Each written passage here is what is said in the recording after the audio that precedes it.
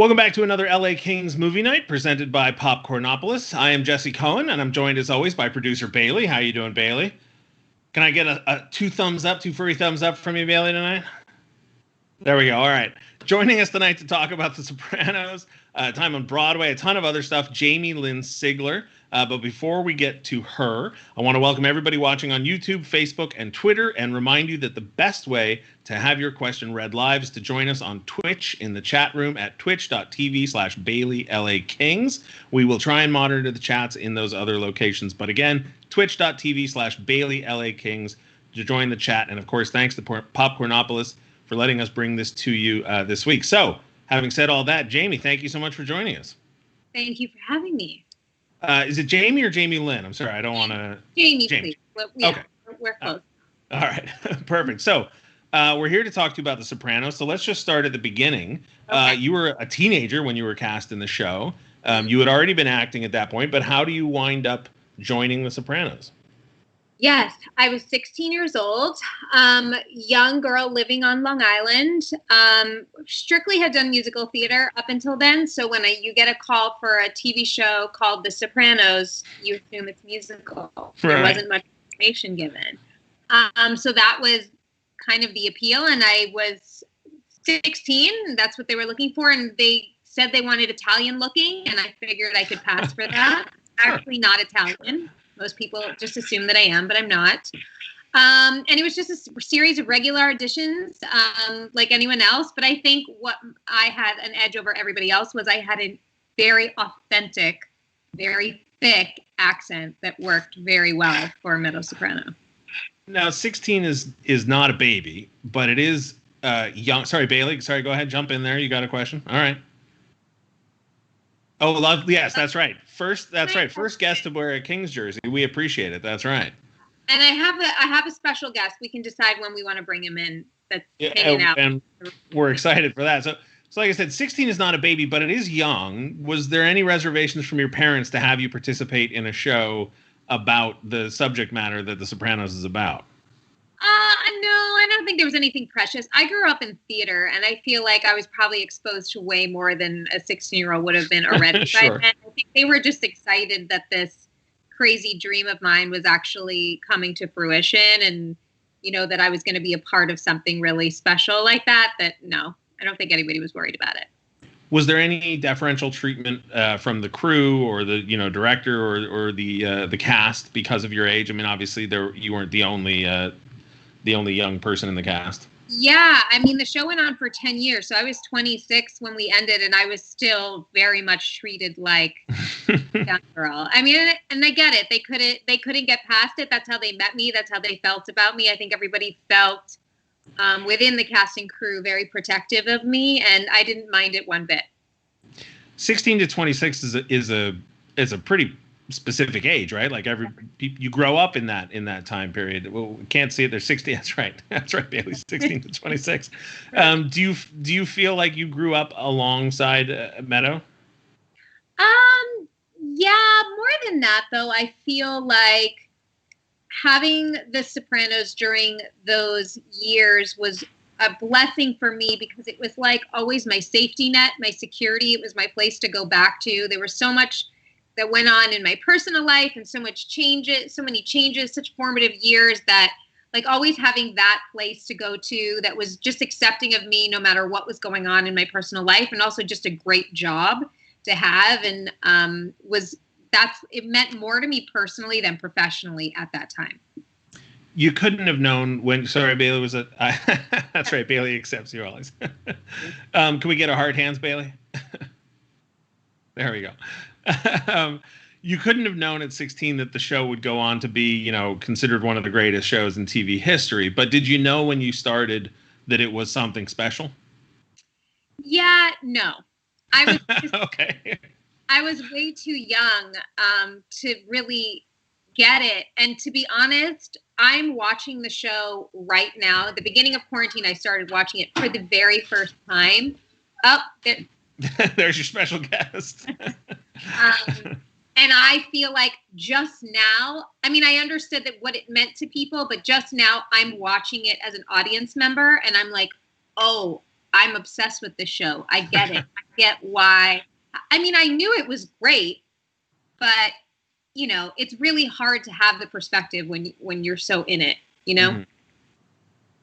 Looks like Bailey's got a question for us. Yeah.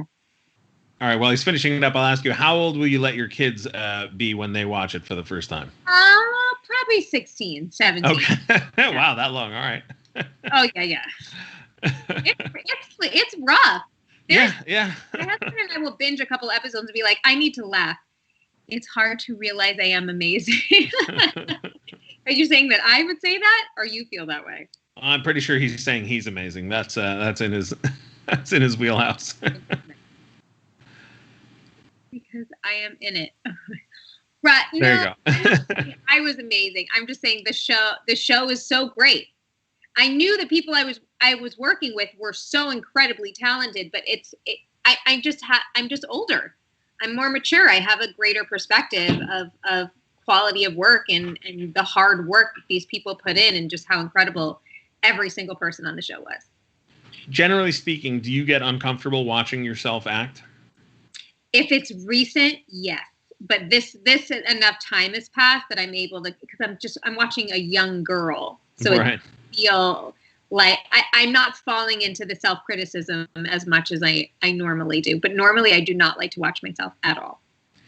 Did you see anything in the rewatch that you didn't realize was there from yourself the first time through? You know, do you see little, sorry, Bailey, I'm stealing all your questions. Do you remember most of the stuff? No, there's some moments where I'll be like, oh yes, I totally remember this scene. I remember where we were when we were shooting this. I remember what time of day it was. But for the most part, I pretty much forgot everything. And I like it that way. It's fun to experience it and not remember all the plot lines and stuff. We've got a question from the chat before we get deep into The Sopranos and what came after it. Marge Online wants to know, what kind of musical theater were you doing before The Sopranos? So I grew up on Long Island, which has amazing community theater. So we're talking every production of Annie, Gypsy, Fiddler on the Roof, Sound of Music, like all the old, classic musicals. That's what I was doing. And my very first audition ever was for Les Miserables on Broadway. I got a bunch of callbacks for that, which landed me an agent, and was the person that got me the audition for Sopranos many years later. So just, classical musical theater. And during a hiatus, I think it was between the third and fourth season, I got to play Belle in Beauty and the Beast on Broadway, which was my original dream come true. So it was amazing to get to do that. You've got a question, Bailey? All right, let's see it. How do you feel about line reads? I mean, have somebody give me a line read? Yeah. Fine with it. Please make my job easier. Tell me how to say it. That's a little running gag for me and Bailey there. Sure. What was it like being on Broadway? I mean, you said that was your original dream, but I mean, the pressure there must be incredible. Oh, no, I thrived in it. To me, there's nothing like live theater. There's nothing like, taking a deep breath with hundreds of people at the same time. Do you know what I mean? Like, you're really so connected with an audience. And also growing up in New York and in the Long Island theater world, I never knew who was waiting outside the stage door. So there was always people from my past, people that I had performed with, people I went to school with. My parents came 16 or 17 times during my run to see it. It truly was one of the highlights of my life. Did anybody from The Sopranos come and see you? Everybody came. That's great. Bailey, you've got another one that looks like loaded up. What was your favorite? Okay. My favorite scene to film on The Sopranos. I remember the most emotionally charged, and the most where I got like a round of applause in the sense of just being like, we're proud of you, Jamie, was the scene in season 4 where Meadow squares off with Tony and calls him a mob boss, and they kind of get in each other's faces. That was just a big moment for her and a big moment like for me. I loved any time I ever got to work with Jim, but that was a special one for us. But I also loved every single scene from the college episode. because Jim and I were really on the road filming on location, and it was just us for a week, and getting to work with him so much and learn from him, and him really teaching me how to conduct myself and speak up for myself on the set, and that my opinions mattered and my feelings mattered, and validating me and the work I was doing. It was amazing and one of my greatest memories. I met Jim a few years back. He was amazing to me. Oh yeah, he loved the Kings. He did. He loved hockey. And I know I would see his son Michael at Kings games too. Mm-hmm. You're wearing a Kings jersey. Can we see the number on the back real quick? Yes. I'm in a spinny chair. Hold on. Sure. Perfect. There we go. Jonathan Quick. Our first guest to wear a Kings jersey, and our first guest to say they love the Kings. And absolutely. My husband was horrified that originally I wasn't even going to wear this. And you actually have a little king behind me if you want to see him. He's been waiting patiently on the floor, and now he has his moment. He's taken a while. Come here. Hurry. There we go. Bo. Hey, Bo. Now, we saw a little bit of Bo's helmet before we started broadcasting. But Bo, can you tip your head down into the side so people can see the job on that helmet? Look at that. That's spectacular. Oh, yeah. So Bo's almost 7, which means he's going to get to go to goalie, train more as a goalie, because that's his dream, is to be a goalie for the Kings in particular, right? Yeah. And he trains at the Valley Ice Center in Van Nuys. So if he's 7, we'll see him drafted in about 11 years, Bo? That's right. That's Bailey says you can do it. You can do it. Oh, Bailey says it. So I've got to ask you this question. I'm sure you've been asked countless, billions of times, but I wouldn't be doing my job if I didn't know. Bailey wants to know if he can be your agent, Bo. Can Bailey be your agent when you're a hockey player? You're sports agent? I say yes. I'm the mom. That's yes. No problem. 35%. No, we'll have to talk about that. You're but that final scene of the final episode, what happens? I mean, in your opinion, obviously it's designed to be left to the imagination, but from your perspective, what happens next? Well, sorry, Bailey, spoilers. My perspective when I was watching it, and now I haven't watched it after watching the show in its entirety yet. I'm still only on season 4, but I remember when I did watch it when it originally aired. To me, it felt very much as though the entire series could have been edited that way. I mean, this was the reality of these people's lives, and they chose to live in denial, and they were going to have their happy moments and their hard moments and their sad moments, but they had come back together as a family, and that's what they valued most.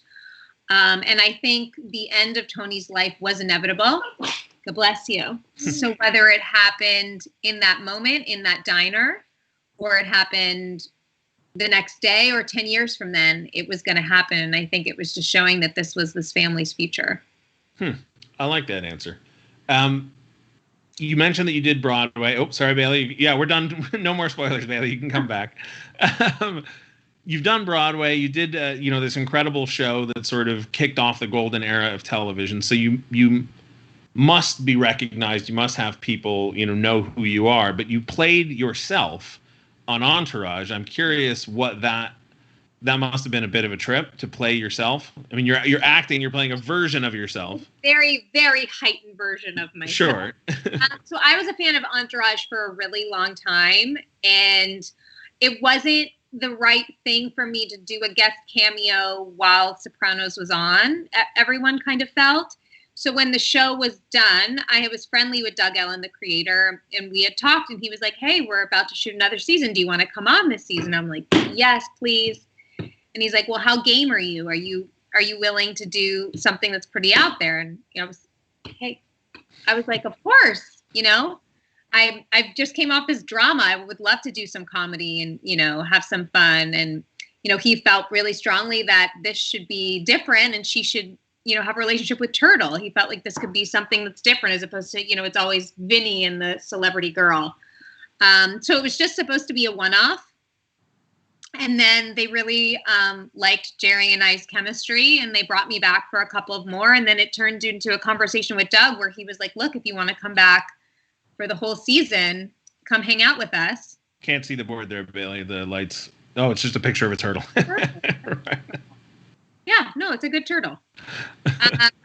And so then it just turned into another gig for me, which was, it wasn't calculated by any means, but it was kind of, oh, the ring light. Yeah, that'll do it. Very influencer of you. But it was, like I said, a non-calculated move, but it was like for me to be on the same channel, probably a lot of the same fans that watched Sopranos, watched Entourage. I understood it was going to be a difficult transition for me to leave Meadow because it was such an iconic show. So for me to kind of still reference that, the same kind of feel, but poking fun and playing myself was like kind of a way of me easing out of Meadow a bit, and it worked in my favor. And again, it wasn't calculated. It just happened to really beautifully work out that way. Do you find that you run into fans who feel like they know you as Meadow and then also know you as the character you played on Entourage? Yeah. And that's okay. That means I did my job. I don't think I could be further from either of them. I guess if I was a little closer to the Entourage Jamie, because I am kind of a guy's girl, but other than that, there's nothing that's similar. I'm just always fascinated by the, and it's true in athletics and music and in acting and everything. You play this character, you have this thing in your life for a brief moment, but it means so much to people that aren't involved in it at all, right? Like, for example, I love the Kings. I'm passionate about the Kings. I don't play for the Kings. I'm not bleeding and sweating and giving the work. And I'm always just curious how you handle that. Pressure may not be the right word, but that knowledge inside you that when you are meeting these people, right? Meadow Soprano may have meant an intense amount to them, and it's you didn't do it for them. You don't know them. It wasn't, for them, but to them it means everything. I'm curious if you encounter that at all. I don't think about that. It's probably more healthy that way. Yeah, I actually never think. I have never assumed that people will know who I am. I never assume that I'm going to be recognized. I really, and again, it's not like a choice that I make. It's just kind of who I am. I think, growing up and having Sopranos be my first gig and having it be in New York, living in New York City, it was pre-social media. It was just like such accessibility to actors and celebrities, especially also just not being in LA, that even if I got recognized in New York, like it was like nice for people to be like, oh, hey, but then they went on with their day. So it doesn't feel like I was that special, I would take those notes a lot from Jim and Edie too, because they just felt like this is what we do. We're artists and we're actors, but it doesn't mean that we should be recognized more than anybody else that's doing their job, that's contributing to what's making the world go round, So that's kind of how I feel about it. But then again, I will not take away from what it could mean to somebody. And I'm honored to have been part of something that means so much to people and will never not be appreciative of that attention, I guess. We've got another question from the chat, and I have a feeling I'm going to be stepping on what Bailey's writing right now. But Pucky Whalers wants to know if you ate a lot of great Italian food on set. A ton. All right, although it gets old after a couple of takes and a couple of angles, and like it's reheated in the microwave a bunch of times. It's not that glamorous. Also, the 13th Seahawk wants to know about your father founding the men's senior baseball league and wants to know if you are a baseball fan yourself. And I think we know the answer to that. I am. I married a baseball player. That's right. And this guy's a good baseball player, too. He comes from obviously great baseball blood, having the Dykstra name. Yeah, I love baseball. I was around it. I played softball, like very competitively all growing up. A big fan of the game. What position? I was second base. Okay. Mm-hmm. Good defensively?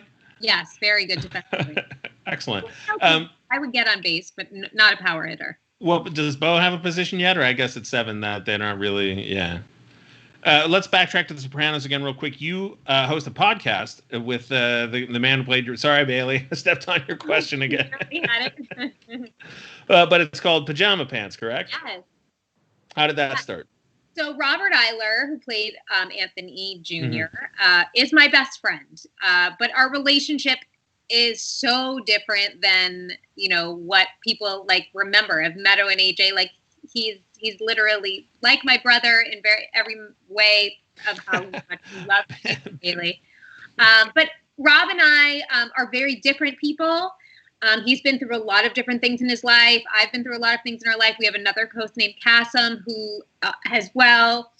Rob is sober now, Kasim is as well. So we talk about just life, everything and nothing. We have great guests. We have a lot of guests of our Sopranos castmates, but a lot of just interesting friends. And it's just been a really cool way for us to create together again. And I think Rob's really found his niche, and he's really good at hosting, and he's really funny and really witty and just steers that ship. And I enjoy every week getting to be able to, sit down and hang out with him. And now he's become like Uncle Rob to my kids and comes over every Sunday and we barbecue. And it's since quarantine because we're quarantined. Mm-hmm. So he's been one of the few people we've been able to see consistently throughout all this. Who does the barbecuing?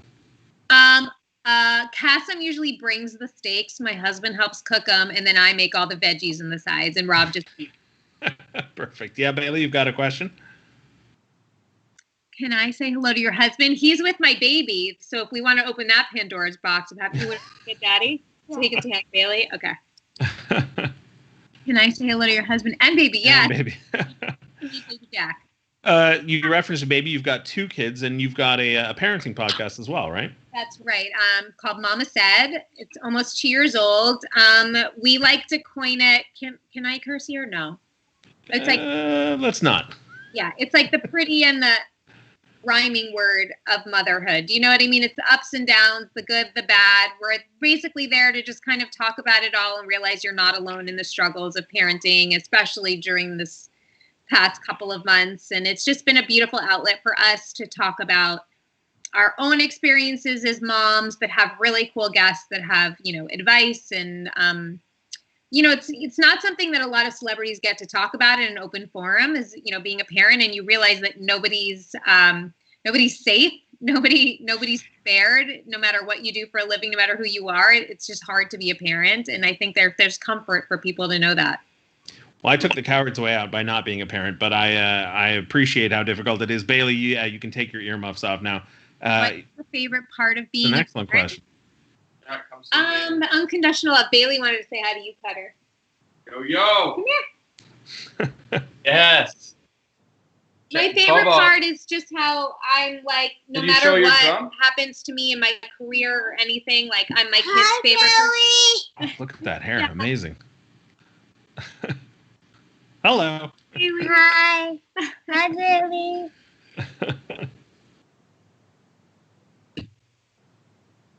Hi. Oh, did you show us? Hi. Yeah, we should. Oh, Bailey, we have the drum you gave Bo at his first Kings game. No, it's from the All-Star game. We went to Gretzky's, and they gave us this. Can you take all of his drums so he can't drum behind me anymore? No doubt. Oh, you got my face roller. All right, Jack, let's give him. Face roller. Yeah. Say bye, baby. All right, say bye. Bye. Bye. All right, you too, baby. Go with them. I'll be out soon. Bye, Bo. We'll see you in 11 years at the draft. Yeah. Bye, buddy. Thanks, Bo. So we've talked about your pajama pants and Mama Said. I'm curious, going to backtrack a little bit more to your time with Entourage. I read, and correct me if I'm wrong, but that you were diagnosed with MS at 20. Yes. Yeah. Between the 3rd and 4th seasons of Sopranos. How has that challenge impacted the way you've approached your career, your family, all those things? Yeah, I mean, in every way possible. It's definitely led me to moments where I second-guessed it all and second-guessed kind of, what I should be doing, what I shouldn't be doing. How do I fit in this anymore? And it's given, I've dealt with, fears and insecurities because of it. But I think, when you live with something that's chronic and as and as for as long as I have, which has been 19 years now, in November will be, you kind of have to get to a place of acceptance, and you have to kind of, pull up your bootstraps and figure out how to try and make things work. And fortunately for me, there's people that have been willing to work around it, work it in. It's a day-to-day thing. There's, fortunately for me, my symptoms are stable. So it's not like I wake up and don't know what I'm going to be working with. Yeah, it's a good thing. And I'm grateful for that. So I can tell at production, these are my hard nose and these are my limits, which is how I would want it. But it definitely does still limit me. And I think that I'm just trying to figure it out, because I also realize people with MS, like if somebody worked that into a role for me, that doesn't have to be what it's all about. I'm also a mother, and I fall in love, and I win, and I lose, and I do all the things that people do and feel all the things that people do. I just happen to have this disease. And so I'm hoping with all this talk of inclusivity and diversity that people realize and open up all roles to all people with, shapes, sizes, disabilities, whatever it is, because we're all people just trying to live a happy life. Now, first of all, that's a beautiful answer. And it sounds like you've learned a lot of lessons and gained a lot of perspective from it. Bailey, looks like you've got a question loaded, so I'm going to let you go before I go off on. No, you better get yours in now, Bailey. We can't see the top or what you're hiding. Okay, serious question. It varies hour to hour. I'm sure it does. So one of the things I love about getting to do this is that I get to ask questions that I want to know the answers to, and I don't get to I don't have to warn Bailey or anybody else that I'm going to ask them. So here's what I want to talk about. How on earth did you get involved with Beef House, and how much fun is it? So much fun. I bet. Tim and Eric are really big Sopranos fans, and I think they really love casting against type, from what I've learned. So yeah, I got this call about a year ago, last summer, and I know about Tim and Eric. I'm such a huge Eric Andre fan, and my husband has shown me their videos, and especially the ones with John C. Reilly, Sweet Berry Wine, and all those kinds of things. So I'm just familiar with them. But they sent me the pilot script, and they were like, look, you're going to be the only girl, really. And it's just, we want you to play it as serious as you can. And it's basically a knock on like 90s sitcoms. But this is like a drama to Megan, and she's the mommy of the Beef House. And we never explain why there is a Beef House, why she allows us to be a Beef House. And it was one of the funniest few weeks of my life. It felt like the Twilight Zone, most of it. I didn't know what the fuck was. I didn't know what was happening. That's another first on Bailey's Movie Night. I'm sorry. That's all right. I didn't know what was happening, but they are the kindest, nicest, funniest, smartest guys. I hope we get to do it again. The stuff they produce. And for if anybody has no idea what we're talking about, it's Tim and Eric's Adult Swim show called Beef House. And it never makes any sense to me. I never know why I'm laughing. I can't imagine ever thinking of any of that stuff. But it's just, it's the perfect litmus test for how you're going to get along with somebody, right? You show that to them and yeah, gauge their reaction. You just got to be open to all of it. Yeah. I really don't know why you're laughing a lot. Right. And I still haven't quite found out. Is there a definition for what a beef house is, or is it just a phrase that just gets tossed around a lot? Is it a phrase that gets tossed around a lot? Is this a common phrase? It's the first time I'd ever heard of a beef house. Yeah, I never. All right, Bailey, it looks like you've got another one loaded up. That's Bailey's favorite question. Who's the coolest person in your phone? Who is the coolest person in my phone? His follow-up will be, will you call them? Yeah. I don't know. It depends on what genre are we going in. I just came across Nick Swisher because I called. That's pretty cool. My wife is my best friend, Joanna. Nick set my husband and I up. So he's a very important person in my life. I don't know. I don't know. Ozzie Guillen might not agree with that answer, but I think Nick Swisher's a pretty cool answer. He is a cool answer. Let's call Nick. wife's birthday. He's on the East Coast. I'm not going to, for her sake, I'm not going to call him right Well, now. the next time you speak to them, please let them know that we said happy birthday. I will. Another question I get to ask without caring what anybody thinks about it is I read that you went on a Birthright trip to Israel. Yeah. Now, I also went on a trip to Israel when I was younger, and I'm just curious, what was the highlight for you of that trip? How much did it mean to you? God, it meant so much to me. I loved it, especially being you didn't, I'm sorry. Especially being a young girl who never got the experience of camp or anything because I was always acting and doing plays and things in the summers. It was just such an exhilarating thing to like be with a bunch of young people and touring a place I had never been.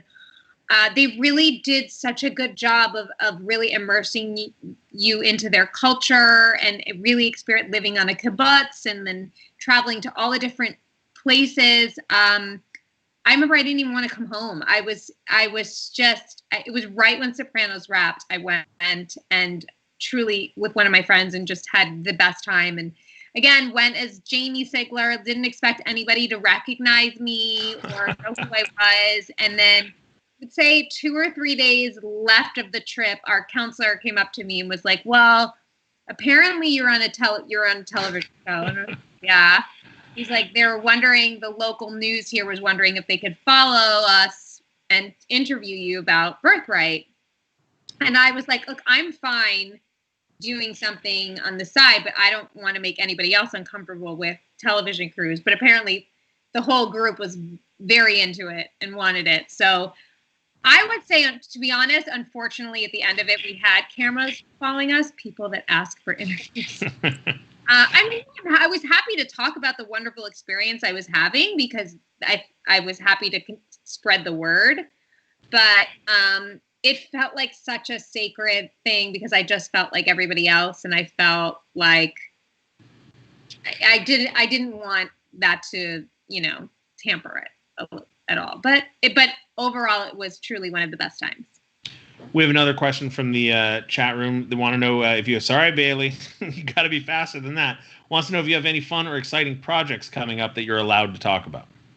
I filmed this really cool short film in December and January. Really powerful with Lilo Brancato. He was on Sopranos and he's from Bronx Tale. A really powerful, super dramatic piece that I just loved every second of. And then what else can I talk about? I'm supposed to start working a film soon. It's only 3 people in it. So I think we're going to be able to get to start working sooner than later with all of the COVID precautions. But I'm kind of been really busy with my kids and homeschooling and my 2 podcasts that I'm not rushing into or pressuring myself to get into my next job because right now I've really got to be there for my family. 3 people in the cast? Yeah, there's only 3 actors. It's not No Exit, is it? No. All right. Bailey, looks like you've got sorry, Bailey. Got a question there. That's an excellent question. What's the best sporting event you've ever been to? So when I was young, I remember the game 7 when the Rangers beat the Devils. I was a young girl and I grew up in a household, my brothers, diehard Ranger fans. So it was so cool just to see how important it was to them. But for me, going to the Super Bowl. Exactly.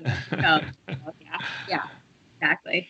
But going to the Super Bowl, I went into Detroit. It was the Steelers and the Seahawks. Boo Steelers. We're big Rams fans here. Got it. No, well, obviously. I like the Rams too. I went to a Rams game last year. It was really cool. Crash Andrews wants to know, seeing as how you were in 2 iconic TV series, sorry, Bailey, like I said, you got to be faster. Wants to know what TV series is your all-time favorite to watch? All-time favorite?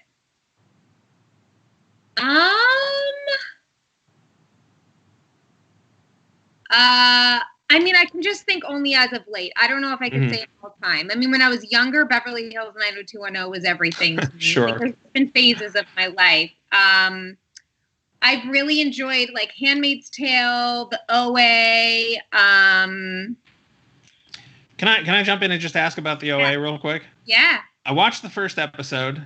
First episode? Yeah, didn't get it, and then there's just so much stuff to watch now that, right, like something else came along and distracted me, and I never went back to it. Should I go back to it? It's a ride. Okay. I loved it. I mean, even if you could just do the first season, it's just so different and so well acted and just really, really good. I really like Succession a lot. I just think everyone in that show is so great. I really love Grey's Anatomy. Yeah, I'm kind of all over the place, I guess. Is there a show that when you watch it, you think to yourself, why am I not involved? Like that you're annoyed that you didn't get to be involved with? Handmaid's Tale. Oh, really? Okay. Yeah, they're all young women my age, and that all the roles are just so juicy and great. Yeah, that's when I'm like, where was I when they were casting this show? Sort of a similar question. Crash Andrews wants to know any roles that you declined that you regretted but enjoyed watching other actors. Sorry, Bailey. Wait, yeah, only because it was a Law and Order SVU. Oh, I can't believe I didn't say that because I love Law and Order SVU, and I've never gotten the opportunity to go back and do one. And all I want to do is be on. I feel like every New York actor has done at least one Law and Order, and I have not done any, and I don't feel accomplished, to be honest. Your IMDb page is missing that one thing. Catherine Nod from Facebook wants to know if your son plays hockey. Catherine, he does. He's a goalie. We met him a little while back. You can go and watch the replay there. But how did the decision get made for Bo to play hockey? Oh, well, my husband's a really big Kings fan. So he was passionate about wanting his son to be into hockey with him so they could have that, bond. And he grew up with the Gretzkys. And so they would always have great tickets. It's not a humble brag. It's just the truth. And so they've always been so sweet in taking Bo since he's like barely 2 years old to Kings games. And so Bo, would love the whole experience. And we've got him, little pads and little nets and little sticks at home, and we would play. And he begged around 2.5 to learn how to ice skate. So we got him on the ice. And ever since then, it's just been such a passion for him. It's hockey and baseball, but he really, really loves it. He knows every player. He knows every team. He somehow roped us into this thing. If my husband and I ever traveled, when we came back, we'd have to get him a new hockey jersey. So in his closet is just a row of just every team jersey, and every day he wears a different jersey. No, we ask everybody who comes on here that, when the pandemic is over and people are allowed to go out again, to come to Staples Center and enjoy a game. But with your history of singing on Broadway and musical theater, might we get you to sing the anthem when you come? Yeah. Do you know what's a cool unknown fact is for a long time in the East Coast, I was an anthem girl. I sang for like Ranger games, Knicks games. I sang opening at what's the Patriots field? Yeah, we don't talk about Boston. Whatever. I Gillette Stadium. Gillette Stadium. I sang at a Jets playoff game. Wow. Yeah, I would be honored. I mean, I know you have Pia, and she's out of this world. Banana's amazing, but I can do my own version. That's okay. We're going to make this happen. Bailey's giving a big old... Is that a thumbs up? Or that's a handshake. He's looking for a handshake to shake on it. There you go. Perfect. Excellent. Well, listen, I mean... Whoa. Oh, here we go. That was your favorite. Not long. You gave my son a drum. He's an itty bitty. You're a hero to him. Not long. This is, I mean, like I said, you're the first guest to ever wear a Kings jersey, and honestly, the first guest who claims that they love the Kings, and we actually believe you this time. I mean, you clearly know the team, clearly know the sport. Mom, a supportive wife, and one of my best friends is a diehard Kings fan. Shout out to Nikki. She has season tickets, and she loves the Kings. So I'm happy to support, and have, by proxy, become a fan. Well, this has been a blast, and we really do. Yeah, let's go. We really do look forward to maybe someday getting you out to Staples Center and singing the anthem and seeing you face to face. So thank you so much for joining us. Thank you so much. That is going to do it for movie night. Huge thanks to Jamie-Lynn Sigler. Huge thanks to Bailey, and of course Popcornopolis. Huge thanks to everybody at the Kings behind the scenes that made this get together possible. And of course, thanks to all of you watching at home. We hope you enjoyed it. We hope to see you next week. We hope you stay healthy and safe. Bye, everybody.